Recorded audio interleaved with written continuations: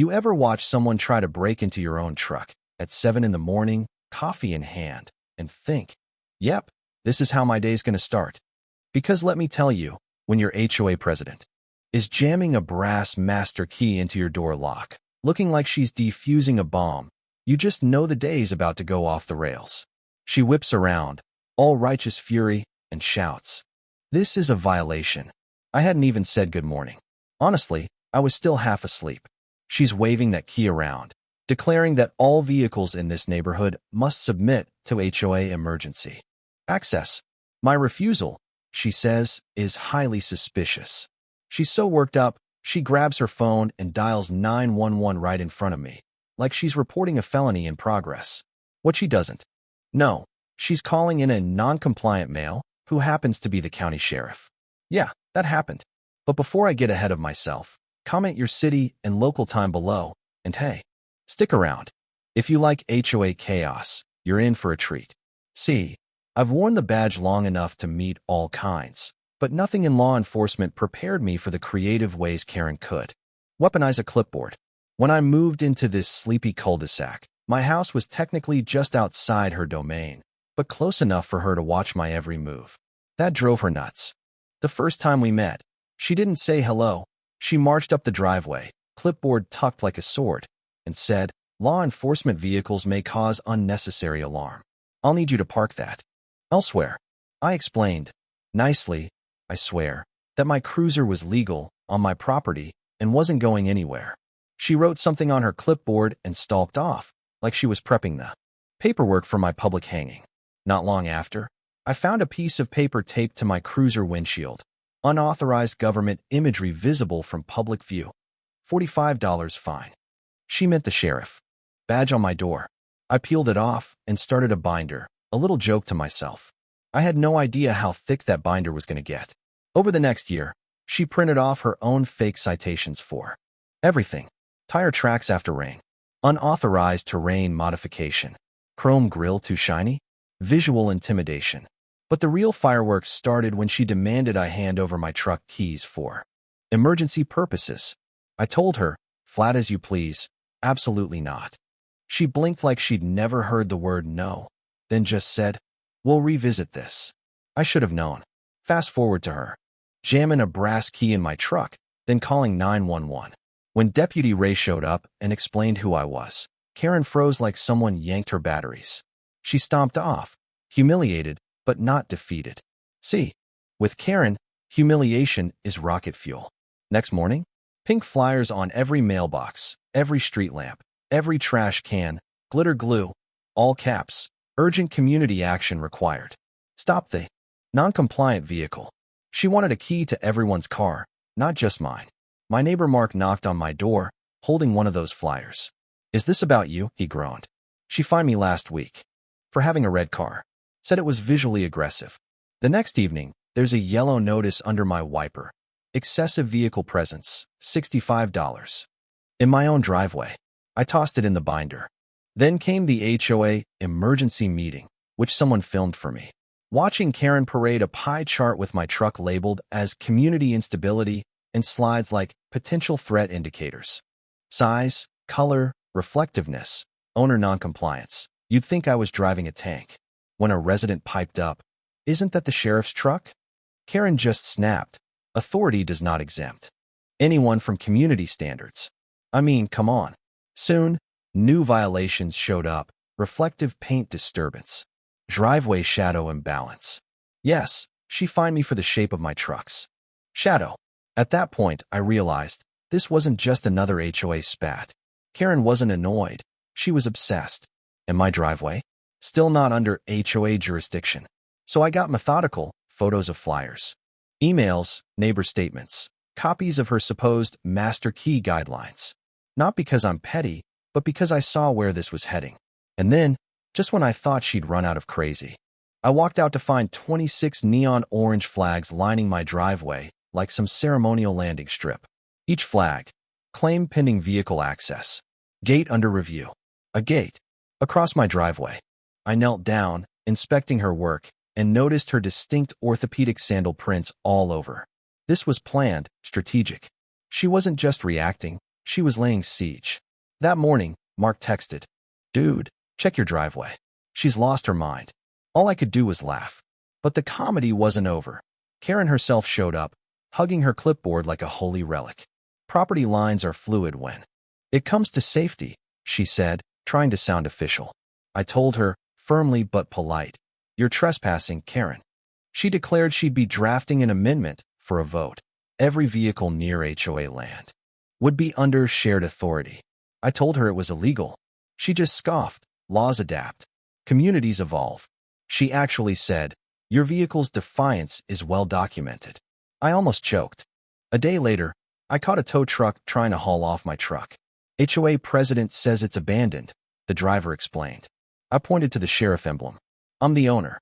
He turned pale and left, like his pants were on fire. Next morning, this is peak Karen. A giant yellow wheel clamp is locked on my truck. Real deal. $390 release fee. I barely had enough coffee to process it. Karen strutted up, arms crossed, and announced, "Perhaps now you'll learn to respect community authority." I told her immobilizing a law enforcement vehicle was illegal. She tapped her clipboard, insisting it was proactive neighborhood safety enforcement. I laughed. What else could I do? She refused to remove the clamp, claiming the HOA board had authorized it. At that exact moment, Jill, one of the board members, peeked out and shook her head. "No way." Karen, caught, insisted they didn't oppose it. "That's the same thing." "Sure, Karen." I snapped photos, she sneered. "Pictures won't scare me." "No," I said, "but they'll help the police." I called in Deputy Hernandez. When he arrived, Karen tried to press HOA impoundment protocol. He shut her down. There is no such protocol. She refused to remove the clamp, so Hernandez told her, "If you don't, we will." She huffed and finally yanked it off, muttering about tyranny. But she wasn't done. A couple days later, she plastered the neighborhood with glossy brochures. Her Great Vehicle Harmony Initiative. Bullet points. Mandatory HOA access keys. Driveway compliance inspections. Fines for visually disruptive automobile silhouettes. I couldn't make this up if I tried. That week, I received 13 new violations. Everything from parking too confidently to owner attitude. Non-compliant to tire grooves emotionally sharp. I made another binder, then another. But after seeing me gather all this evidence, Karen switched tactics, raising the stakes. One day, I came home to a plywood barricade across my driveway. HOA parking zone. Authorized vehicles only. I picked it up, set it next to a tree with a sticky note. "Nice decor." Wrong house. She called the city on me. Except the inspector saw through it instantly and left, laughing. Then came the grand finale. A glossy packet in the mailbox. The Community Vehicle Harmony Initiative. Presented by Bluff Neighborhood Mobility Council. Karen had rebranded herself. New rules. Register with her fake council. Provide emergency access keys. Pay in $89 Mobility Harmony contribution. QR code to her PayPal. She even wore a navy blazer and fake earpiece when I confronted her, insisting my vehicle silhouette was a threat. I told her, "Karen, this is fraud." She just jabbed her clipboard at the sky. "What I'm doing is necessary." I collected everything, called the sheriff's office as a regular citizen, policy's policy, and gave Hernandez the works. Meanwhile, the HOA board was ready to mutiny. Jill confided they wanted Karen out, needed ironclad proof. I showed her the binders, 3 and counting. She nearly cried from relief. Friday's board meeting felt like a courtroom drama. Karen stormed in, ready to rule. But Jill stood up. "You will sit down." The whole room froze. And for the first time, Karen had no power. The board presented the evidence. Fake fines, unauthorized wheel clamps, attempts to collect money through a fake entity. I stepped forward, walked everyone through the timeline, held up the photos, the master key incident, the call to 911. Then came the vote. Hands shot up, almost unanimous. Karen was out. She stormed out, vowing vengeance. "You can't escape harmony," and slammed the door hard enough to shake the ceiling. After that, things were quiet, at least for a while. Kids played in driveways. No one got fined for aggressive headlights or shadow imbalance. But Karen wasn't finished.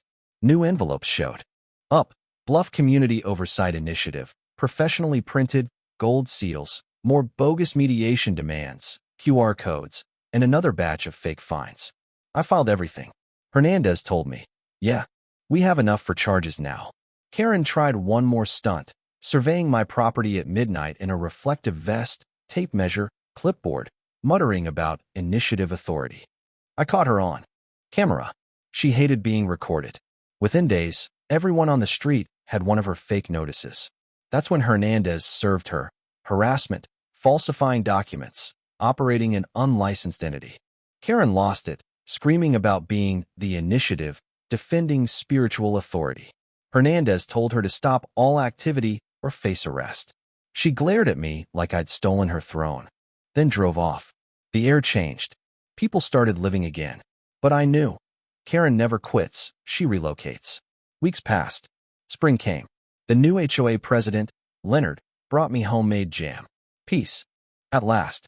Until Tanya from County Records showed me a new HOA registration, 30 miles south, incomplete. But guess who signed up as president? Karen Allen. She was starting over. I just smiled. Are you going to warn them? Tanya asked. No, I said. Some lessons can't be taught, only experienced. So what did I learn from all this? Real authority isn't about titles or clipboards or fake regulations. It's about responsibility, respect, and knowing when to draw the line.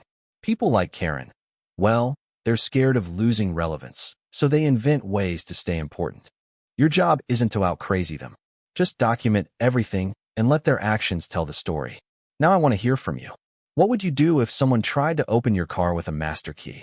Drop your wildest HOA story in the comments. And if you made it this far, subscribe for more. Because in a world full of Karens, sometimes you just need a good neighbor with a decent cup of coffee and a really thick binder.